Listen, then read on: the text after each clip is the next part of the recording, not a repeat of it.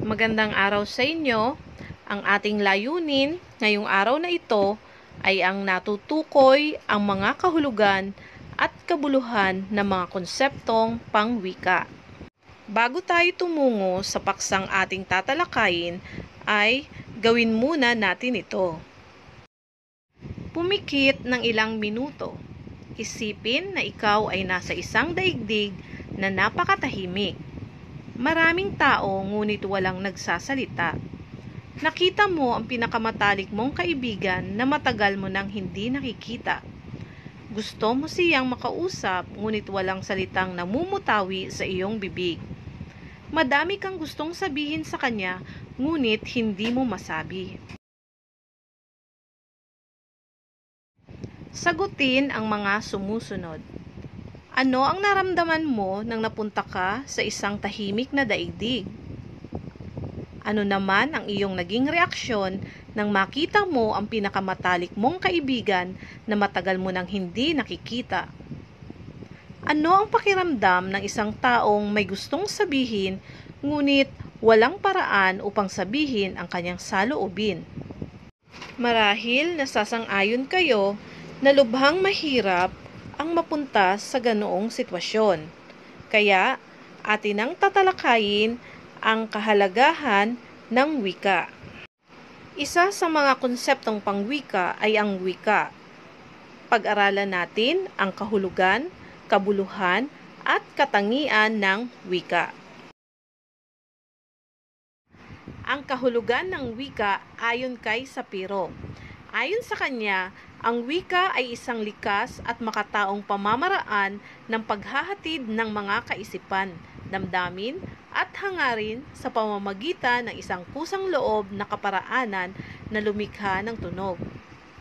Ibig sabihin, taglay ng isang tao na ang nilalaman ng kanyang isip, damdamin at hangarin ay maaari niyang ipabatid sa pamamagitan ng wika na lumilikha ng tunog, ating naririnig at naisa sa tinig.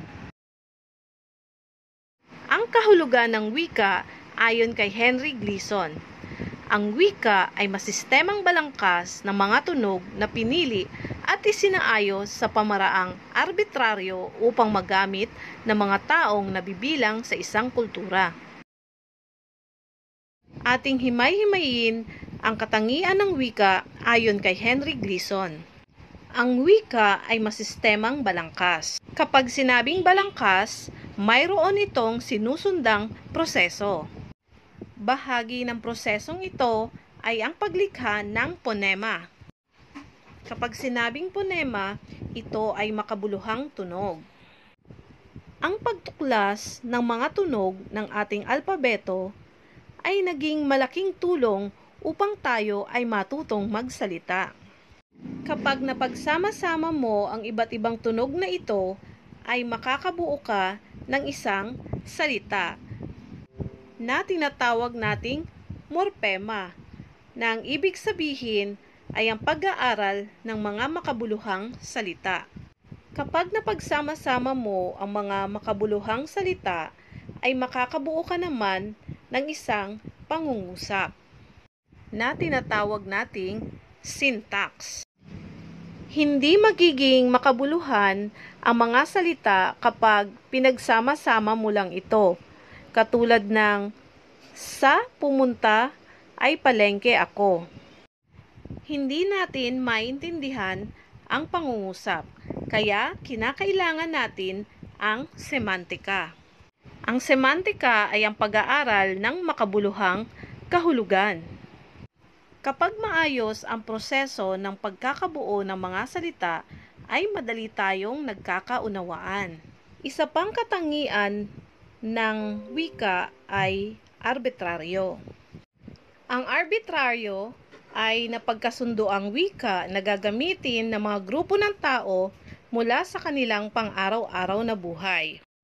Ibig sabihin, ito ang napagkasundoang simbolo o wika ng isang partikular na grupo o lugar ng isang tao. Ito rin ang dahilan kung bakit may iba't ibang wika o dialekto dito sa Pilipinas. Ang pangatlong katangian ng wika ay nakabatay sa kultura.